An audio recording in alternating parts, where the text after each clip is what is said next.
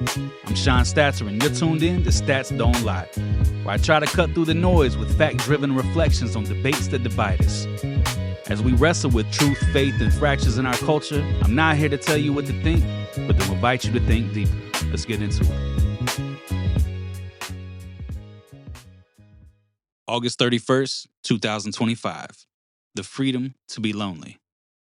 We live in a culture today that celebrates independence, but I've learned the hard way that independence and isolation can coexist in unhealthy ways. I spent a decade in prison, and during that time I found the most authentic Christian community I've ever experienced, one forged in chaos, diversity, and desperation. Ironically, 8 years into my life of freedom, I sometimes feel lonelier than I did behind those walls. And this is about that paradox. It's about what community means, how easily it fractures, and why the gospel ties love and connection together at the deepest levels. The person who loves the dream of community will destroy community, but the person who loves those around them will create community. I first read those words from Dietrich Bonhoeffer's Life Together in my mid-20s. I was serving a 10-year sentence and just beginning to lead and mentor many broken men in a very broken place. I wanted to be like him, wise beyond his years, overflowing with love, unwavering in the struggle against injustice.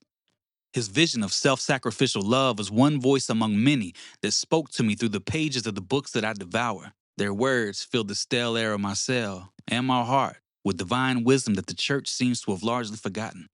But there in that wretched place, I was blessed to taste real community. Strange now, the years into my life of freedom, I find myself more isolated than ever, craving the very spiritual connections I once had in prison. We were created for community, and without it, we're incomplete. Out of my decade of incarceration, 4.5 years were spent at Northeast Correctional Complex in Mountain City, Tennessee. I visited there again last night, something I've been doing for a little while now, returning to the ministry where I once served as associate pastor as an inmate, Zion Hill. It's always surreal going back. Many of the same men are still there, men I knew well who became family to me. I stood in that same room week after week, teaching, preaching, worshiping, and taking part in a movement that made a real impact on everyone it touched. It was the most raw and real Christian experience I have ever had. And last night, after I shared a bit, Eddie Sawyer got up to preach. He was the pastor I served under when I was inside. He's probably the most consistently faithful man of God I have ever known. And as I listened, nostalgia hit me hard. Hearing his prophetic voice deliver manna from heaven for my starving soul. It just hits different within those walls than it does anywhere else. I glanced down at my Bible, the same Bible I carried during my time there. The same one I preached from, wept over, consulted, and studied.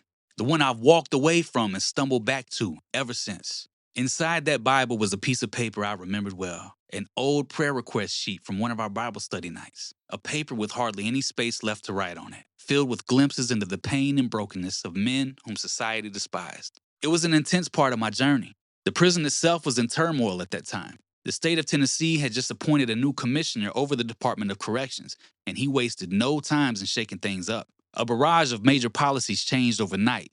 Mass transfers shuffled men all over the state at random, uprooting many who had spent years working to get there to be close to their families. And as movement restrictions tightened on the inmate population and more constructive outlets were taken away, violence rapidly surged across the state.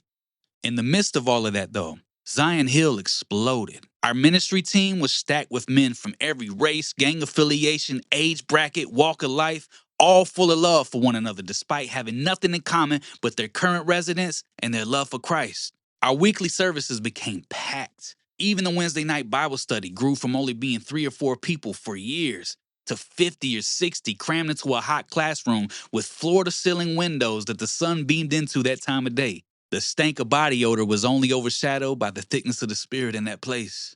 But everyone gladly endured it because there was real discipleship happening there.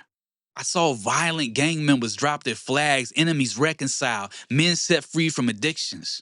Many men tithed hygiene and other essential commissary items bought with their meager prison wages so that the church could provide for anyone in need, no questions asked. And as tensions rose across the compound, our little community became a force for peace.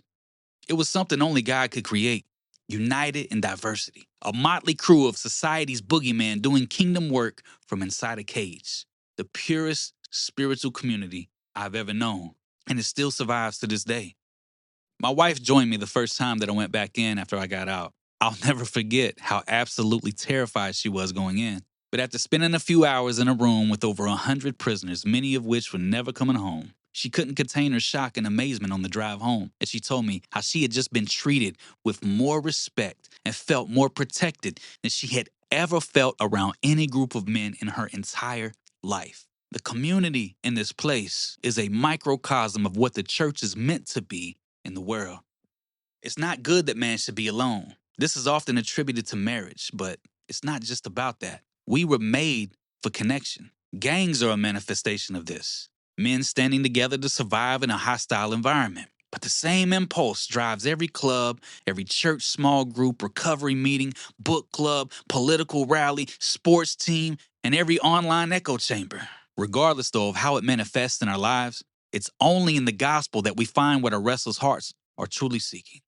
This is because love is the driving force of the gospel. But what is love if it isn't shared? What good is love if it never flows from me and reaches someone else? God created and redeemed us to participate in his love. It is what draws us to him and to each other.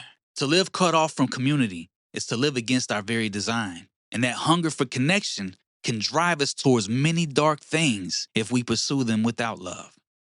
I'm 8 years out of prison now, and it has been quite a journey. I've had the opportunity to do a lot of meaningful ministry work, activist work. I've married a beautiful woman. I've become a present father to my daughter who was born in the first 3 months of my incarceration, and I've had a good career along the way. I can't call myself a failure by any means, but at the same time, my heart is so restless because I know I'm not walking in my purpose, and the burden of that knowledge is crushing. But what can I say? Life's buried me under work, bills, stress, responsibilities. I've made more money than ever the last few years, but it's consumed all my time and energy for far too long. In addition to that, Gaza has fractured my spiritual community in ways I never thought possible. Because of twisted theology and a worldview shaped by American mythology, things I once could agree to disagree about have formed a chasm between myself and the great majority of my spiritual community. Theological differences that once seemed like secondary issues are now enabling horrors that are broadcast live to the world. And in my attempts to help my brothers and sisters see it for what it is, I've pushed many of them away. Speaking out on this has meant standing up against people I love, cherish, and once leaned on. Advocacy has left me disconnected from other believers in ways I have never experienced before. And I need you to understand, when I was in prison, I saw things that scarred me. I saw horrific scenes of savage violence that I can still see in vivid detail, sometimes even happening to people I knew and cared about. Over time, I started to grow numb to it as a defense mechanism for my own sanity. And even that led to great internal conflict as I approached my return to the free world because I couldn't help but wonder if my conscience would return, and I was still trying to understand how I lost any sense of it in the first place. But nothing I saw in there compares to the daily images coming out of Gaza for the last 2 years. Emaciated children, murdered journalists, grieving families. Every day I see more and more hell on earth. I see Judaism and Christianity being weaponized to advance empires of greedy men instead of the kingdom of heaven. And to have my own mentors, who I've always revered for being the most loving and selfless people I know, to have them listen to every moral, legal, and scriptural argument I present to them while pleading with them to reconsider their unconditional support for the modern state of Israel, and to have them dismiss it all with, unfortunately, war is ugly, but this is all God's will for his people. That broke something in me. How can I tell Bisan, whose cheerful countenance has lost all hope? Or precious little Hen Rajab, who is calling for help? Or the thousands of starving, traumatized adolescent amputees with no living relatives left? That war is ugly, but this is God's will. Now, I don't say this is a woe is me type story. My frustrations are small compared to the suffering of those I stand in solidarity with, but the toll it's taken on my heart has been deep, and it's only pushed me further into my current state of isolation. Looking back, I can see how much loss of community has shaped me. At the age of 20, my whole world vanished in one night. Every relationship I'd ever known became a distant memory. Then I spent the next decade living in what might as well have been a different universe. And while there, I forged many deep bonds. I lived a whole different lifetime, only for that reality to be ripped away in an instant as well. And then coming home, that's its own battle. One of the hardest parts relationally is to assimilate back into your own household. Life is simply carried on without you. Everyone's settled into their roles at home, and reinserting yourself after so long can bring challenges you never saw coming. Being part of something as intense as my journey through prison and having it all suddenly end and being dropped back into a life that feels foreign, it can leave scars you can't explain and throw obstacles your way that you never expected. 8 years into my life after prison, I still struggle to maintain consistent friendships.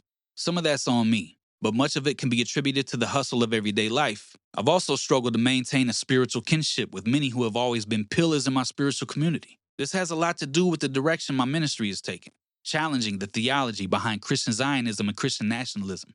I don't regret at all my activism on behalf of Palestinians. And anything I experience as a result is a small inconvenience compared to the oppression they're experiencing. But it has contributed to a level of spiritual disconnectedness I've never known since I started pursuing Christ. And lately, I've been feeling the effects. It's been really weighing on my heart. I know I need connection again. I know I need to be a part of a body of believers, and I need community and relationships beyond my clients and industry peers. And this is why, when I returned to the prison last night, it was a conscious attempt to reconnect and quiet my soul. As I sat there listening to Eddie, holding that old prayer request form like a holy relic, my eyes turned to the blank pages at the beginning of my Bible. Only mine aren't blank. They're covered with profound quotes I heard or read while I was incarcerated there. And as I turned to them, one immediately stood out to me. The less you're involved in other people's lives, the worse things are in your own. A former mentor of mine spoke that in a sermon here many years ago. And in that moment, it hit me again like it did the first time I heard it, on a prophetic level. Not prophecy like predicting the future, but an illumination of the present. It shined a light on my current state, that isolation has been eating away at me, and that I've let it happen. Another wise man I had the privilege of knowing in my time there once told me, when a banana separates itself from the bunch, it's finna get peeled. I guess it's no wonder that it feels like life's been peeling my wig back lately. In the 1970s, researchers put rats into two environments. One group in isolated cages, the other in a kind of utopia that they dubbed Rat Park. It was complete with toys, space to move about, and most importantly, other rats. Both groups were given access to drug-laced water and regular clean water. The rats in isolation overdosed and died.